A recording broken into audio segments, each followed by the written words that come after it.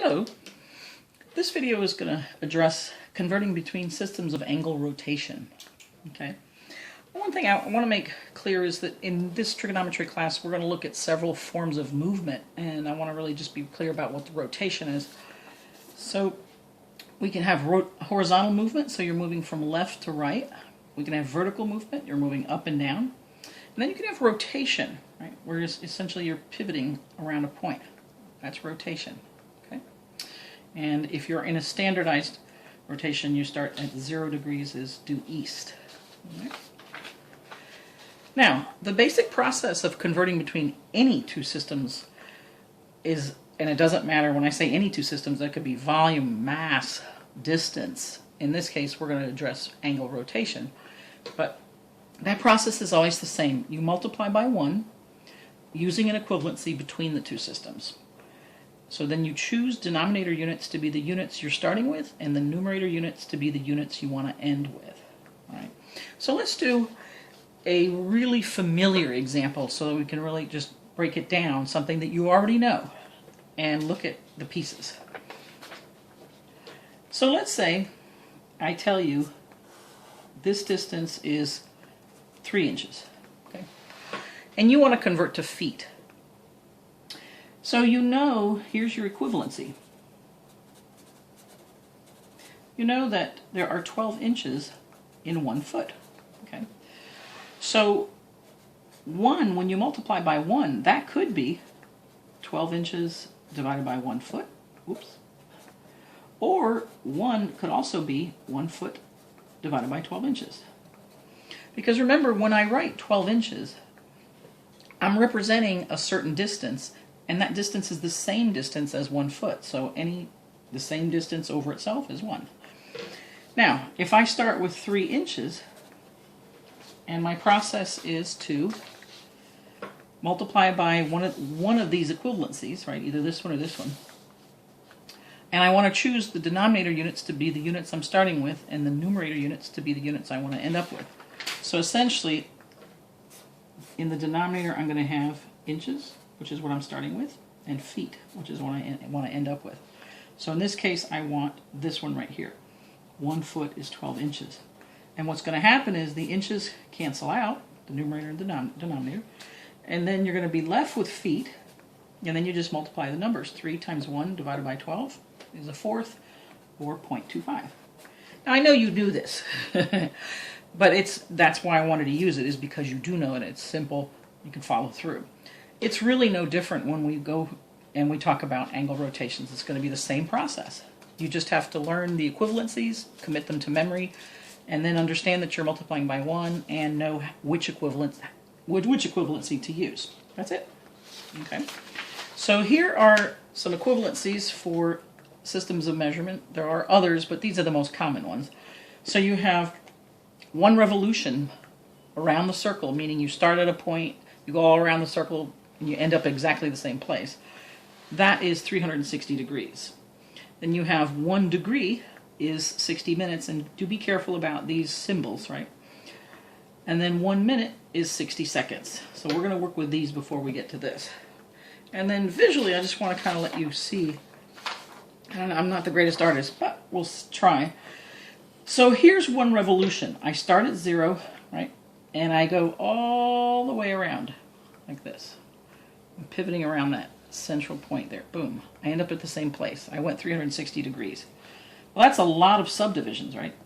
So I tried to draw in, here's what 1 degree might look like, and it's already too big, I'm sure. But let's bear with me. Suppose this one little slice here is this rotation of 1 degree. There. So that's going from here to here. Then when I write that 1 degree is 60 minutes, what we're saying is we're taking this degree, this rotation, and literally dividing it into 60 parts like this, right? I don't know, there's 60 of them, but humor me. And then when we say that 1 minute is 60 seconds, it means that I take one of these minutes, and again, I'm not going to be able to really draw this well, but here's maybe a minute, and again, we know that's too big, but let's say that's a minute. and I now transfer that down here as a rotation. I divide a minute into 60 seconds. So you can really see that there are an awful lot of seconds in just 1 degree. All right, so let's do that conversion. If I want to know how many seconds are there in 1 degree, go ahead and pause the video and see if you can go ahead and do that. Make that transition there. So what you would start here, it would actually be a double one. You have 1 degree, and remember your equivalencies are right here. So we know that 1 degree is 60 minutes. So I want to say, well, in 1 degree there are 60 minutes. Right? But then that leaves me with 60 minutes, and now I want to go into seconds. So I know that they're here. In 1 minute there are 60 seconds. So in 1 minute there are 60 seconds. So now these degrees would cancel out. These minutes would cancel out. You'd multiply 1 times 60 to get 3,600. Divide by 1, divide by 1. So we have 3,600 seconds are in 1 degree. So obviously there's a lot of precision here. Okay. So now let's take another example, and let's say you were asked to convert 17 degrees, 22 minutes, and 46 seconds into what they call decimal degrees. Now, what does that mean? Well, remember, 1 degree is being divided so much into minutes and seconds that you're now actually finding a fraction or decimal part of a full degree. So we'll see hopefully what that looks like at the end. So what this is really equal to is 17 degrees plus 22 minutes plus 46 seconds. So we can go ahead and convert each one. Now we're already into degrees here. Now we need to work with these to get them into degrees. So if we have here 22 minutes, I want to multiply by 1, but here I would have that 1 that would have 60.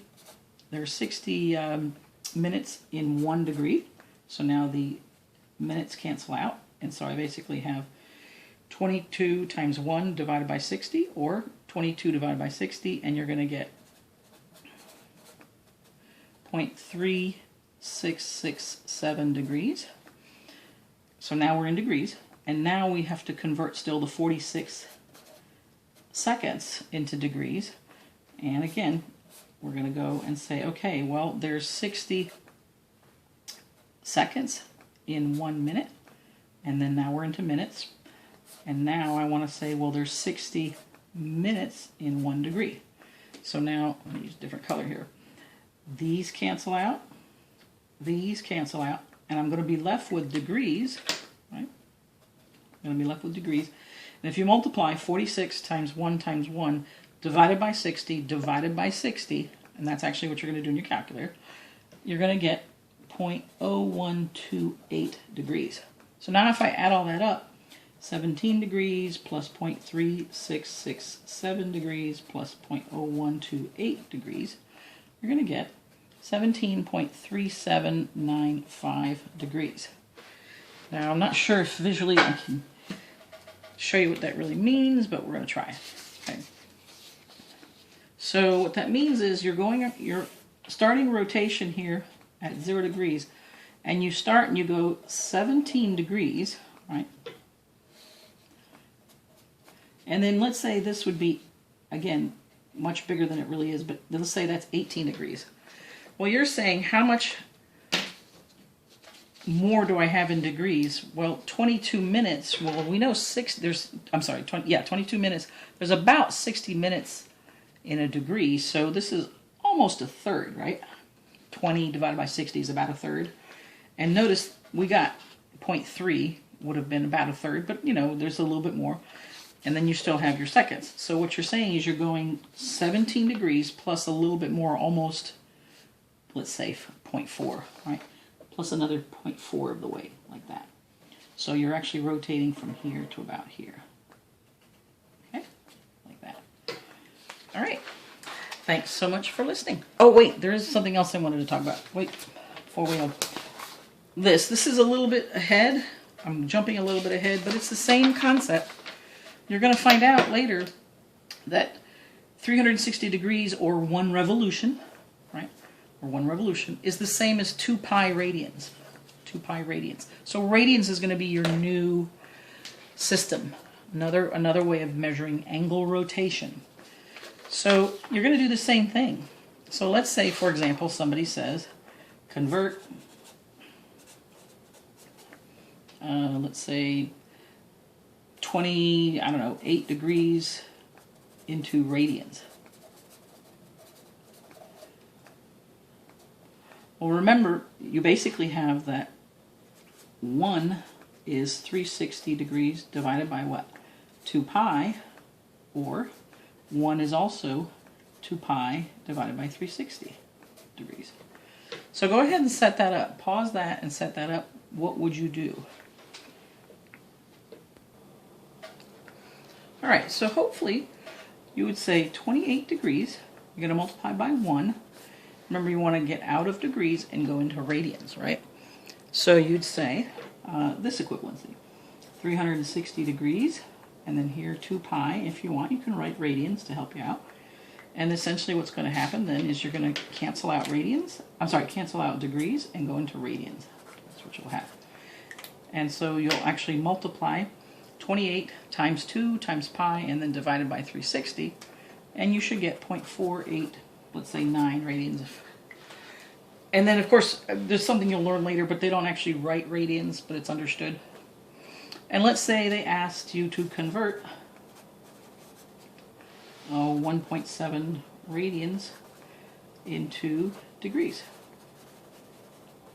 Again, pause the video and see what you would get. So hopefully you'd say 1.7. If you need to, write it down, radians, like that. And then write 2 pi radians if you need to. And then here, 360 degrees. And let me just mention here, to do this confuses students sometimes. Let's see if you can see that. Let's start putting it in there. 1.7. No. Let me bring this up to you. So I have 1.7. And I want to multiply by the 360 and divide by 2 and pi. So you can either use parentheses, or you could do 1.7 times 360. Oop. Let's see if this will focus. And then you go divided by 2, divided by, and your pi is second, the caret key. Okay, that's what you would do. So you get about 97.4 degrees. All right. Thanks so much for listening.